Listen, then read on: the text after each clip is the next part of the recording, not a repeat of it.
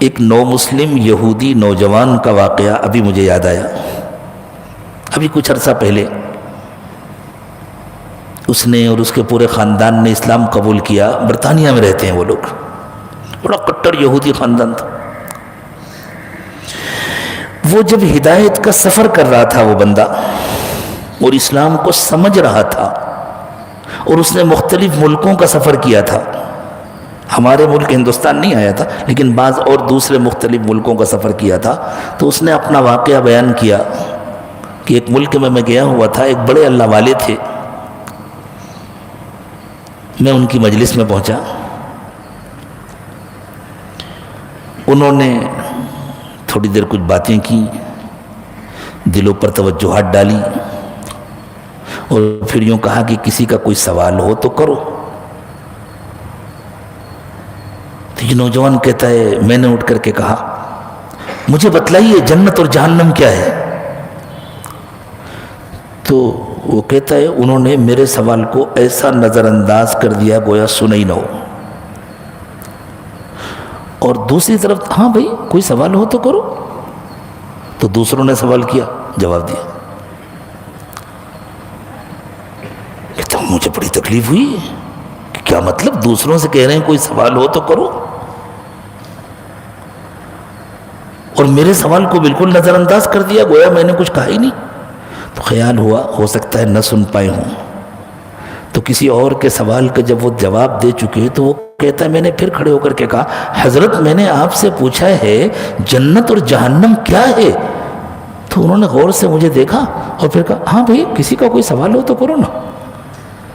تو پھر دوسروں نے سوال کیا.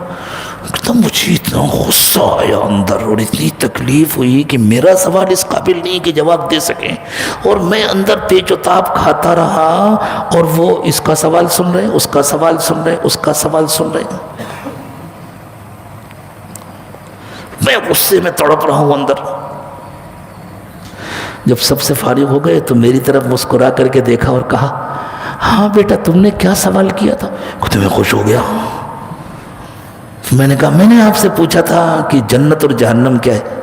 کہا اتنی دیر تک جو میں نے تمہارے سوال کو نظر انداز کیا تھا تو تمہارے اندر کیا حالت تھی. کہا مجھے بہت غصہ آ رہا تھا. کہا یہ تمہارے اندر کی جہنم ہے. میں چاہ رہا تھا کہ تمہیں ذرا جہنم کا تجربہ ہو اور اب جب میں نے تم سے پوچھا کہ ہاں بیٹا تمہارا کیا سوال ہے اب کیا حال. کہا مجھے بہت خوشی ہوئی. کہا یہ تمہارے اندر کی جنت ہے. دنیا میں جنت اور جہنم یوں ملتی ہے. حقیقی جنت اور حقیقی جہنم کا تعلق تو موت کے بعد سے ہے. وہاں وہ جنت اور جہنم صرف احساس کا نام نہیں ہوگا. وہاں تو جنت کی نعمتیں حقیقت میں ملیں گی. خالدین فیہا ابدا لہم جنات عدن تجری من تحتها الانہار. شاندار باغات بھی ہوں گے, ان کے نیچے سے نہریں بہتی ہوں گی اور وہاں ہمیشہ ہمیش رہنا ہوگا لیکن دل خوشی سے بھرا ہوگا. تعرف فی وجوہہم نظرۃ النعیم. اللہ نے فرمایا ان کی خوشی ان کے چہروں پر نظر آ رہی ہوگی. تو دنیا میں خوشحالی کا اور پریشان حالی کا تعلق احساس سے. اسی لیے جن کو پریشانیوں کا احساس ہے ساری نعمتوں کے باوجود انہیں زندگی اچھی نہیں لگتی, وہ خودکشی کرتے ہیں.